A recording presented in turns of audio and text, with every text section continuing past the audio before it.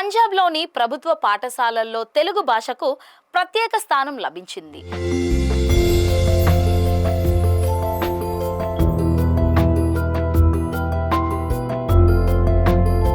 కేంద్ర విద్యాశాఖ ఆదేశాల మేరకు దేశవ్యాప్తంగా నిర్వహిస్తున్న భారతీయ భాషల వేసవి శిబిరాలు కార్యక్రమంలో భాగంగా పంజాబ్లోని ప్రభుత్వ పాఠశాలల్లో తెలుగు భాషను బోధించారు.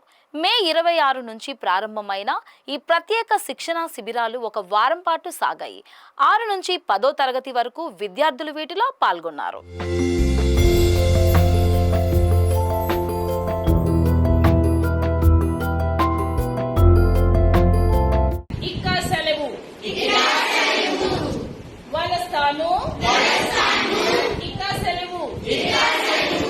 ఈ శిబిరాల్లో తెలుగు భాషా పాఠాలు నేర్పించిన ఉపాధ్యాయులు విద్యార్థులకు ముందుగా తెలుగు వర్ణమాలపై అవగాహన కల్పిస్తారు.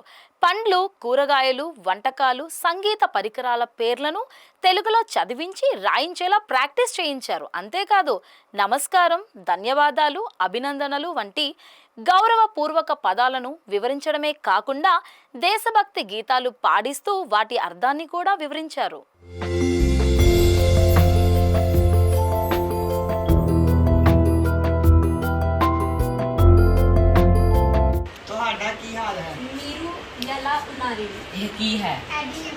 తెలుగు రాష్ట్రాలకు వెళితే ప్రజలతో ఎలా సంభాషించాలో, ఆటో డ్రైవర్లు, బస్సు కండక్టర్లు, వ్యాపారులను ఎలా సంబోధించాలో విద్యార్థులకు వివరించారు. ఈ శిక్షణ కేంద్ర ప్రభుత్వం చేపట్టిన ఏక్ భారత్ శ్రేష్ఠ్ భారత్ ప్రాజెక్టులో భాగంగా జరిగింది.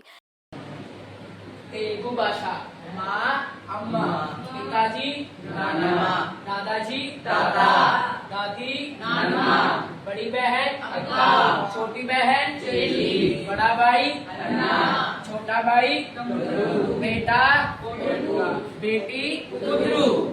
తెలుగు నోడల్ అధికారి ఆధ్వర్యంలో పంజాబ్ రాష్ట్ర విద్యా పరిశోధన శిక్షణ మండలి పర్యవేక్షణలో ఈ కార్యక్రమం అమలైంది.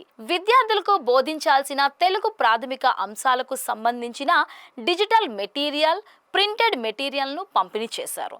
విద్యార్థులు తమ ఇంట్లోనే ఆ మెటీరియల్ను అధ్యయనం చేసి లెర్నింగ్ షీట్స్ తయారు చేశారు.